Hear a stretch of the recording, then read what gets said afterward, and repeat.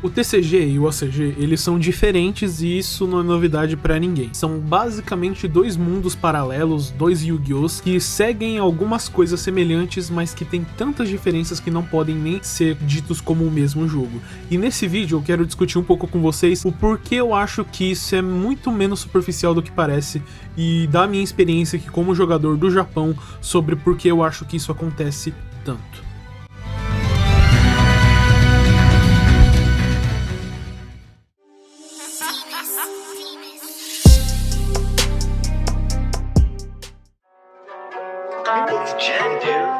Fala aí, Igor, bem-vindos a mais um vídeo. Vou estar trazendo agora esse tema que eu queria trazer há algum tempo no canal sobre por que nossas banlists são diferentes e quais as implicações culturais, econômicas que isso tem e é justamente por essas implicações que isso tudo acontece.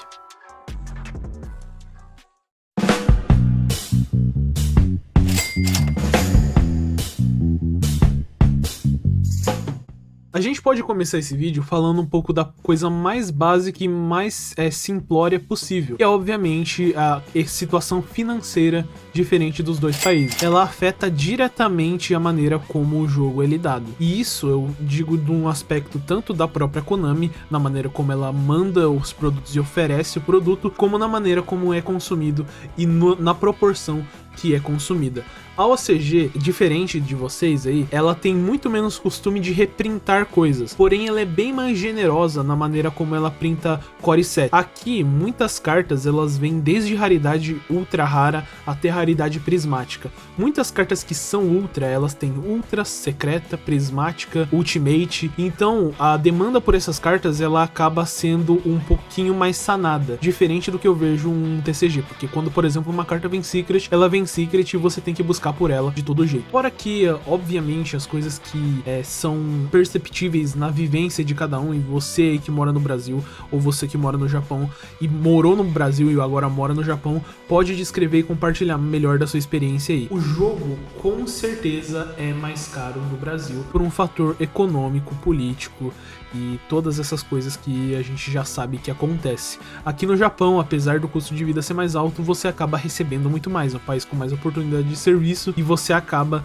recebendo bem mais. Não é à toa que hobbies como Yu-Gi-Oh! E outras coisas como videogame, um ótimo exemplo disso são os pachinko slot, que são aqueles cassinos. Enfim, a situação econômica ela acaba afetando o Yu-Gi-Oh! Por que, você me pergunta? Porque isso interfere na maneira como os jogadores vão ver o jogo, na maneira como os jogadores vão interagir com o jogo em si, com os próprios decks, com a própria experiência e com a experiência que eles têm jogando com outras pessoas. O Yu-Gi-Oh! Ele não é um jogo de se jogar sozinho. Você não senta na mesa ali, apesar de hoje em dia meio que você faz isso, né? Não é um jogo de você jogar sozinho. Você senta ali, faz a sua mesa, joga o seu Yu-Gi-Oh! Passa o turno pro oponente, ele faz o Yu-Gi-Oh! Dele, volta pra você e vocês vão trocando interações através disso, tendo uma porradaria bruta e franca como se fosse um box. Eu gosto muito de usar esse exemplo. Mas, justamente por isso, a maneira como a Konami ela distribui as cartas e a economia, o bolso das pessoas está apto ou não a montar os decks, afeta a maneira como as pessoas vão ver o jogo em si. Porque aqui no Japão, as pessoas perguntam como a gente tem, ou aqui no Japão não, aqui na OCG, China e tantos outros países. As pessoas perguntam como vocês conseguem ter tantos FTKs e tantas coisas diferentes aqui. Um dos aspectos muito importantes para isso é justamente todo mundo conseguir comprar as cartas. Porque a partir do momento, uma coisa interessante, uma experiência empírica, é interessante eu compartilhar nesse vídeo para vocês terem ideia do que eu tô querendo dizer. Antes de eu entrar no mundo competitivo de cabeça, ter a oportunidade de começar a trabalhar quando eu era moleque e ia pra torneio na local sendo moleque, e eu não tinha, por exemplo, Ash Blossoms, não tinha Max 6, porque eram cartas caras, são staples relativamente caras para adolescentes, é relativamente caro até hoje, sabe? Você não pode simplesmente, mãe, me dá aí 5 mil conto aí pra me comprar cartinha de papel, não é assim que funciona, a gente sabe. Então, quando isso acontecia, eu tinha um hate absurdo na Ash Blossom, eu achava Ash Blossom, Priomi, eu achava Ash Blossom a carta mais quebrada do Yu-Gi-Oh! Inteiro, porque toda vez ela acabava com o meu deck, meus decks eram mais simples, sabe, era um ABC, era um Cyber Dragon. Então uma Ash Blossom, ela acabava com o meu deck e eu detestava a Ash Blossom com todas as minhas forças. Pra mim, eu era aquele típico choro de jogador, sabe, de jogador não competitivo. E aquele negócio, eu não tenho a carta e é degenerado e o meta é pay to win. É fácil, porque se você coloca Ash Blossom em qualquer deck ele vira meta. Então, é fácil, ele tinha Ash Blossom e eu não tinha, por isso que ele ganhou. Sabe, é o típico choro. E aqui no Japão isso não acontece. Isso não acontece. E eu sei, é um exemplo bem simples, é um bagulho bem empírico, mas é pra vocês entenderem. Aqui no Japão, justamente por isso, por todo mundo poder usar, quando aparece algo degenerado, um deck maluco, um deck tier 0 absurdo, qual é a reação das pessoas? Nossa, que Motiwarui. Que é o que? Nossa, que nojento. Vou usar. Sabe, é diferente do TCG. Nossa, caralho, estragaram o jogo. Puta que pariu. E eu não tô falando que isso é bom, tá? Eu não tô falando que isso é bom. Isso é um dos fatores, é o fator econômico. Porque o brasileiro, ele sabe que ele vai pro torneio, ele tá ali, sei lá, com o Urkust e Eldritch dele, e ele sabe que ele vai sentar na mesa, vai levar um combo de Drytron. Todo mundo morreu. Acabou. Mas ele vai levar ali as Diviner do cara e vai falar, porra, mano, deck de 4 mil reais, tá ligado? Eu tô aqui com o meu deck de 500 conto no máximo, e lógico que você vai ganhar do meu, porque é pay to win, etc, etc. Mas esse é um dos aspectos. Aqui o jogo, ele é mais acessível, a condição de vida permite você montar inúmeros decks, e esse é um fator interessante que eu gostaria de compartilhar.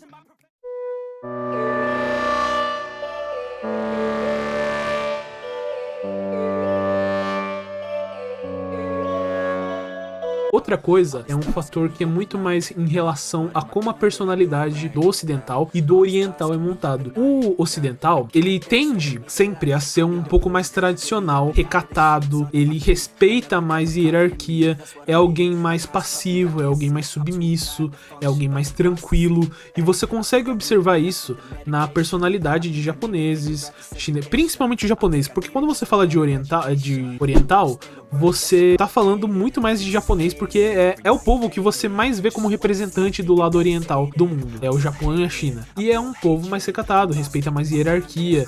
Então é um povo tranquilo, sabe? É um povo tranquilo. Nós brasileiros, a gente é um povo muito quente, porque quando a gente ama alguma coisa, a gente acaba amando demais. E quando a gente odeia alguma coisa, a gente odeia com todas as forças possíveis. Por isso é interessante ver como o YugiTubing brasileiro ele funciona, porque sempre tem uma galera que tá amando o formato, sabe? Sempre tem uma galera que tá amando o jeito que o jogo tá se desenvolvendo, e sempre tem a galera que não importa o formato, ele é o pior formato do Yu-Gi-Oh!, sabe? É o formato mais chato, é o formato mais monótono, a Konami é incompetente como sempre. Então o brasileiro, ele é o ocidental, não só o brasileiro. Eu tô me retendo a Brasil porque é a gente, né? Você que tá me ouvindo. Eu não tô falando com americanos, eu tô falando com brasileiros. Nós somos um povo que é quente, sabe? A gente tende a amar demais as coisas e odiar demais as coisas. Então isso é outro fator. Por que então eu acho que isso afeta na maneira como o jogo é moldado?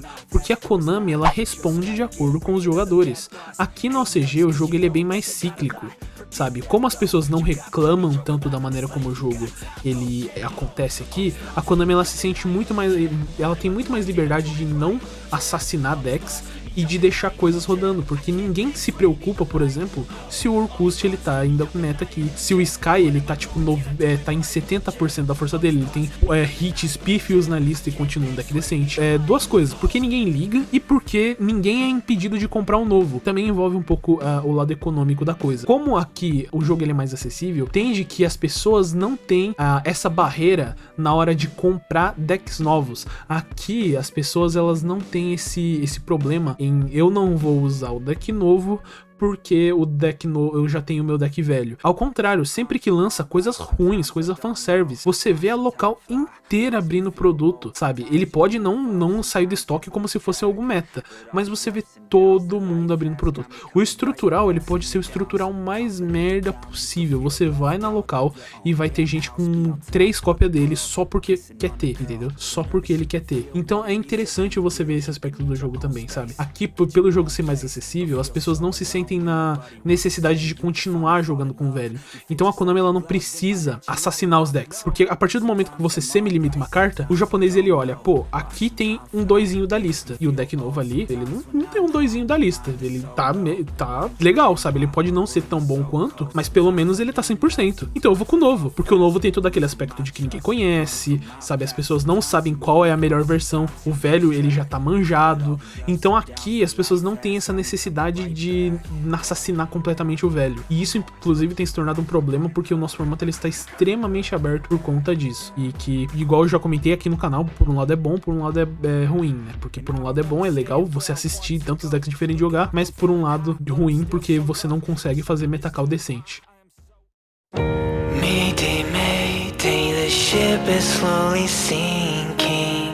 They think I'm crazy, but they don't know the feeling. Mas esse é o vídeo, é por isso que eu acho que as duas banish são diferentes. A Konami OCG, ela lida com o jogo de forma rotativa, ela tem tanto menos problema em banir coisas, como voltar coisas da lista, porque ela sabe que mantendo minimamente irritado as coisas na lista, o interesse dos japoneses pelo deck, do oriental pelo deck, ele já me diminui bastante. Só por ele já tá irritado, não interessa se o hit ele é mínimo, sabe? E só por estar irritado, o deck ele já deixa de ser muito bem visto aqui. Diferente de aí pra vocês, que a Konami precisa assassinar os decks, porque como vocês amam ou odeiam tudo demais, como nós, brasileiros, odiamos e amamos as coisas com muita força, acaba que a Konami precisa ser drástica, assim como seus jogadores são drásticos em se manter muito nos decks antigos, ou só querer abraçar o novo, e é isso aí. Então é isso que eu queria trazer no vídeo de hoje. Se você concorda comigo, discorda de mim, comenta aí embaixo, você tem liberdade pra isso. Se você gostou do conteúdo, se inscreve aí pra não perder mais vídeos como esse de comentando o Yu-Gi-Oh! E é isso, cara, e é isso que eu queria trazer no vídeo de hoje. Deus abençoe a todos vocês, obrigado pelo bate-papo, se cuidem, Griômio vazando.